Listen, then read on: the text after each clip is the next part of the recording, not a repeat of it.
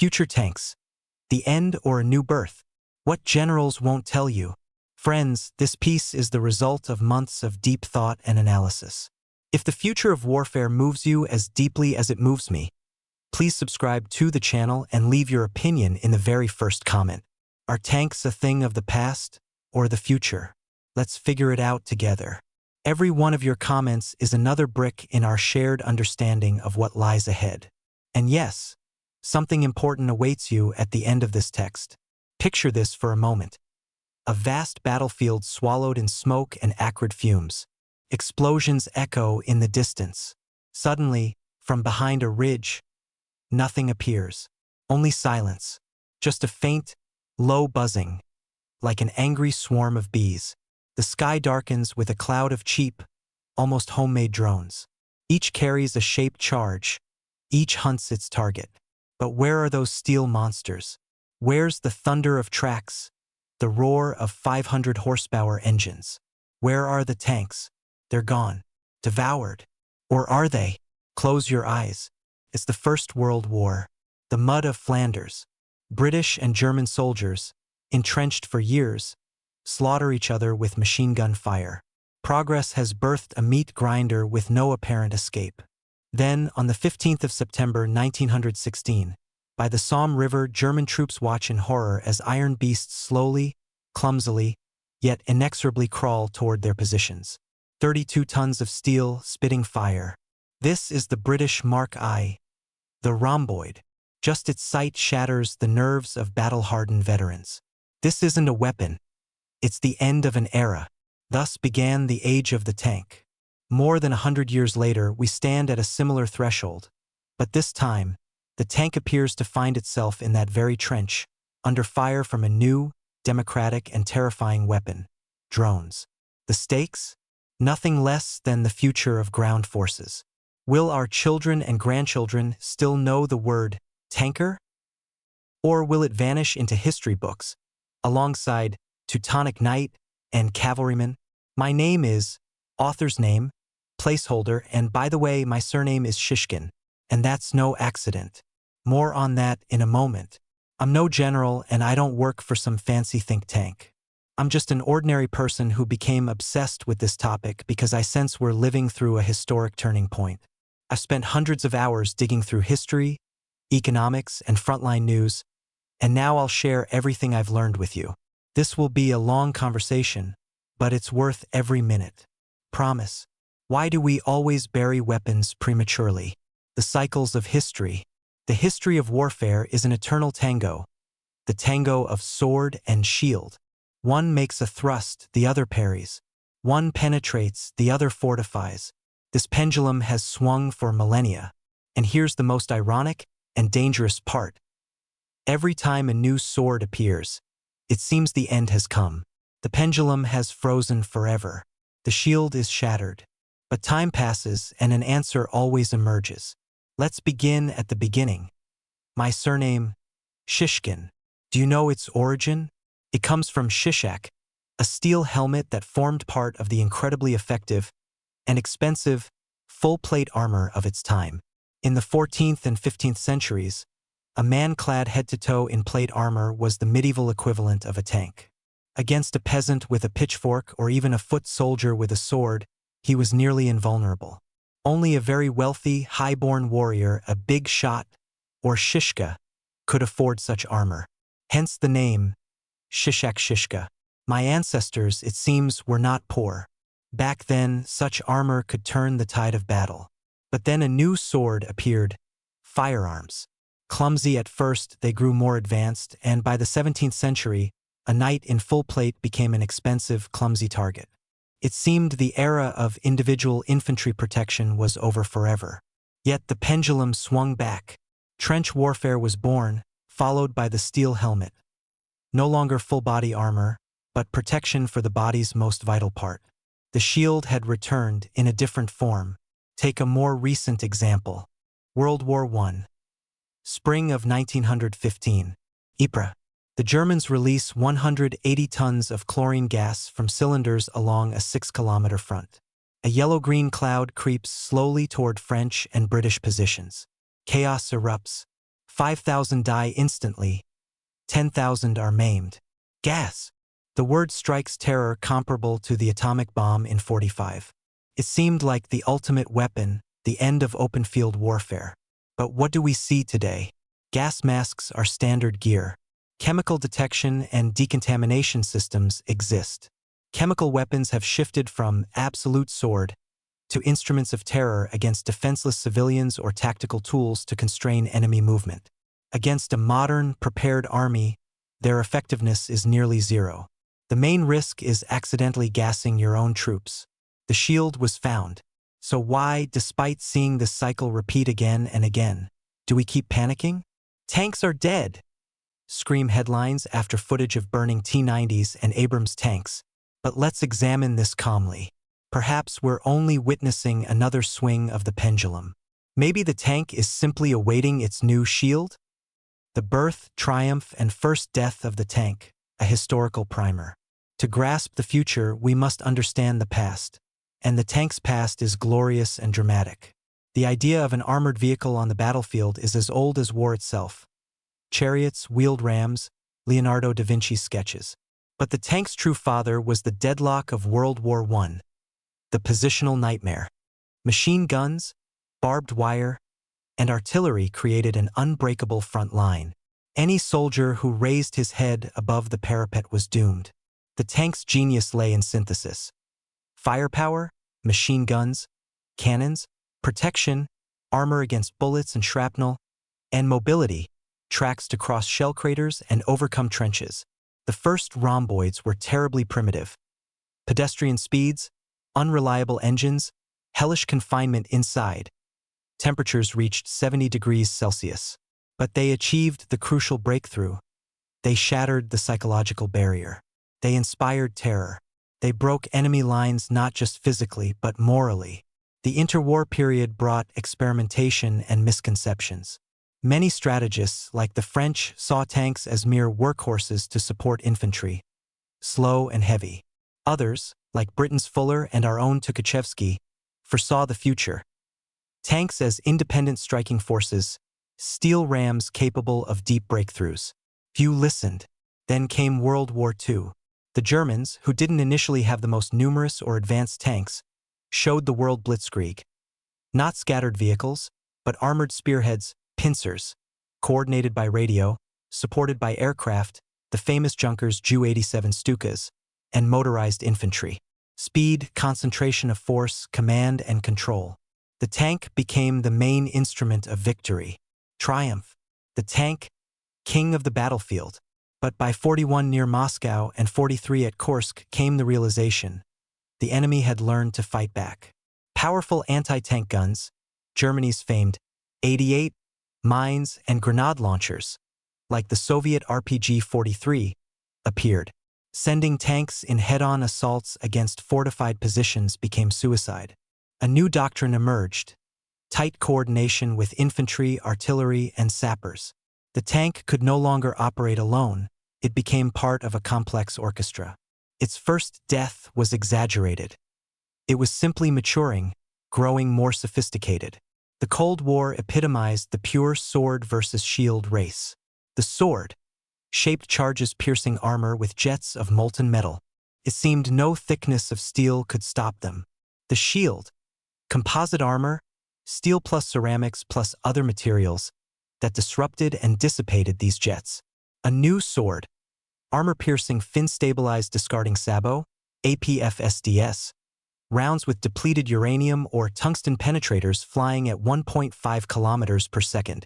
A new shield, explosive reactive armor, ERA, where small charges detonate on impact, disrupting incoming projectiles or shaped charges. This was an extraordinary duel of engineers. Every new tank, Leopard 2, Abrams, T-72, T-80, answered its era's challenges. The tank survived, evolved, and proved it could adapt. Now we reach today. It seems a new, most dangerous sword has emerged. An affordable, mass-produced, intelligent weapon, the drone. The drone, warfare's democratizer. Why this is more serious than it appears. A $500 kamikaze drone versus a $5 million tank. The economics are as simple as 2 cents. It's like shooting a slingshot at a Mercedes. The slingshot is cheaper, and economics lies at the heart of the panic. War always boils down to money. What does it cost to kill one enemy soldier? In the 18th century, an iron cannonball cost pennies and could disable a dozen men in a dense column. In the 20th, artillery shells were more expensive but still effective. In the 21st, you sometimes spend hundreds of thousands or millions of dollars on a guided missile just to eliminate 2 fighters in a trench. The cost of killing a target has skyrocketed. In this context, the tank was a relatively economical solution. A powerful gun capable of precise fire with various rounds.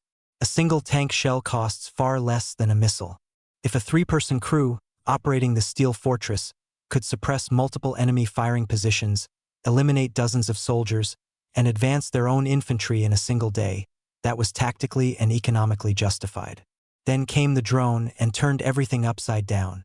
Production, assembly line almost like smartphones. No need for unique steel mills or years of R&D. Training, drone pilots can be trained in weeks, not years like tank crews. Loss. Losing a drone is annoying. Losing a tank and its crew is a catastrophe, human, material, and moral. A drone isn't just a weapon.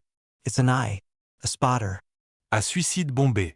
It has democratized reconnaissance and precision strike capabilities once reserved for global powers with satellites and air forces.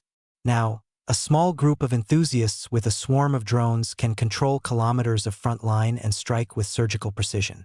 We've all seen those chilling videos. A tank, the pride of an army, crawling slowly down a dirt road. From high above, a tiny dot tracks it. Then a dive. A strike on a weak spot. The turret roof or engine compartment. Flash. The tank becomes a blazing torch.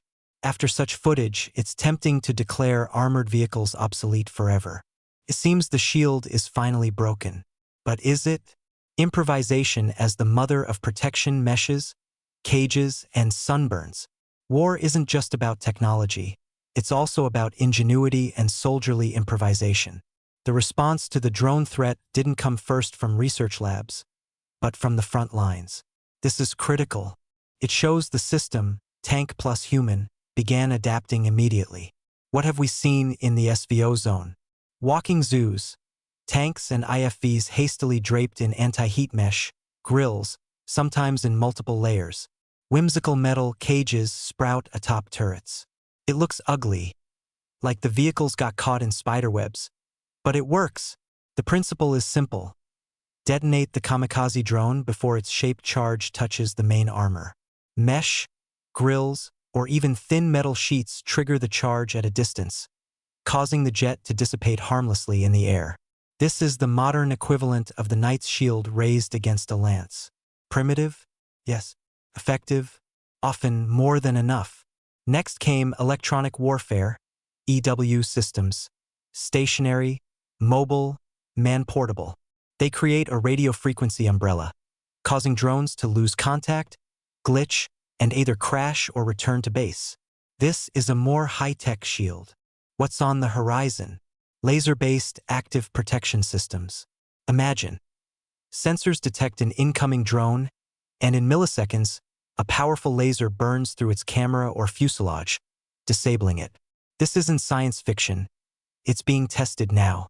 And it's yet another swing of the pendulum. But here's the twist. All these countermeasures, meshes, EW, future lasers, change the tank's very appearance. Grills and cages impede turret rotation and limit visibility.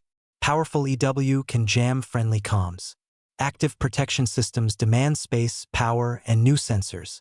Thus, the next generation tank is being born. Not the Armada, more on that soon, but something forged in the crucible of war right now. The tank of the future, 5 theses from an eyewitness. The tank won't die. It will transform radically. Based on what we see, I'll venture to predict its future form. 1. The tank will no longer be a lone wolf. It will become a node in a swarm. Imagine not a tank brigade, but a swarm battalion. At its core, a few heavily armored, well-protected tanks, carrying heavy firepower. Surrounding them, A swarm of light drones, scouts, jammers, kamikaze drones for self-defense. The tank becomes a command post and operator hub for this swarm. Its role isn't just to shoot, but to direct its wasp-like helpers. 2. Protection will become multi-layered. Like a medieval knight who wore plate over chainmail, tomorrow's tank will feature Layer 1, EW field, constantly jamming simple drones. Layer 2, active protection, lasers or mini-missiles to physically destroy incoming threats, ATGMs, drones. Layer 3, reactive armor, advanced ERA blocks against traditional shells. Layer 4, passive armor, composite, possibly with liquid armor. Some compounds instantly harden on impact. Layer 5, stealth shape, lower profile, sloped surfaces, radar/thermal signature reducing coatings. 3. Armament will become hybrid. The main gun remains. It's irreplaceable for destroying fortifications, engaging other tanks, and firing HEFRAG against infantry. But alongside it will be a coaxial machine gun for drone defense, vertical launchers for reconnaissance or strike micromissiles, possibly a mounted grenade launcher with airburst rounds to create defensive smoke screens. 4. Crew size will shrink, but their role will grow. 2 or 3 crew members, but they'll be system operators, drone pilots, and data analysts, true specialists. Fully unmanned tanks? Possible, but only in the distant future. Humans are still needed for complex, unexpected decisions. The tank will become an extension of its crew's will and intellect, just as a fighter jet extends its pilot. 5. The tank will return to its infantry roots but elevated. It will become a true infantry support vehicle but next-gen. It might include an armored compartment for 3 or 4 troops, delivering them to the decisive point, covering them with fire, providing drone-based reconnaissance, and covering their retreat. It will be a mobile, protected tactical hub around which infantry operations revolve. The forgotten armada and ghosts of past hopes. I mentioned the armada earlier. The T-14 armada is undoubtedly groundbreaking. Unmanned turret, crew in an isolated armored capsule, Afghanite active protection, and a powerful gun. It's a tank that leapt ahead of its time and straight into a time trap. It was designed for a pre-drone era, optimized against traditional threats like ATGMs and shells. And it's devilishly expensive. The Armada is like the Concorde, a technical marvel, but economically unviable for mass production. The war in Ukraine suggests the future may belong not to singular supertanks, but to mass-produced, tech-savvy, well-protected, network-centric platforms, perhaps deeply modernized T-72s or T-90s packed with drone countermeasures and fully integrated into a unified digital battlefield. The Armada will likely remain a boutique, elite system, a testbed for technologies later scaled down for mainstream vehicles. Will tanks have a place in future warfare? My verdict: absolutely yes, but that role will change. Tanks won't vanish any more than infantry disappeared after the machine gun, artillery after aircraft, or aircraft after missiles. They'll evolve. They won't be thrown into reckless frontal assaults. Instead, they'll become key nodes in a networked force, protected by smart shields, surrounded by robotic assistants. They'll return to their original purpose: breakthrough and support, but the breakthrough won't be through trenches, but through the enemy's informational and tactical paralysis. Drones are a fearsome and effective sword. But history teaches us, for every sword, a shield emerges. We're witnessing that shield being forged before our eyes, in factories, in trenches by soldiers wielding angle grinders and welders, in engineers' minds sketching laser defense blueprints.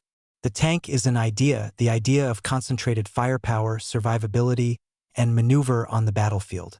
The idea of the offensive. As long as war exists, as long as we must advance, seize ground, and break the enemy's will, that idea will live. Only its physical form will change.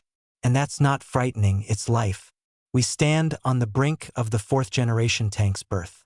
And it's no less thrilling than the debut of those first rhomboids on the Somme.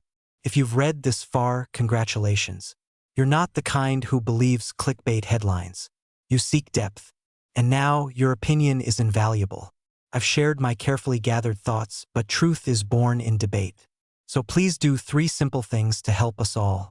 1. Comment below. Do you agree? Do you see a future for tanks? Or am I wrong? And will drones bury armor forever? 2. Subscribe to the channel. We'll keep unpacking complex, vital topics, clearly and deeply, without fluff. 3. Tag friends who love tech or history. Let's brainstorm together.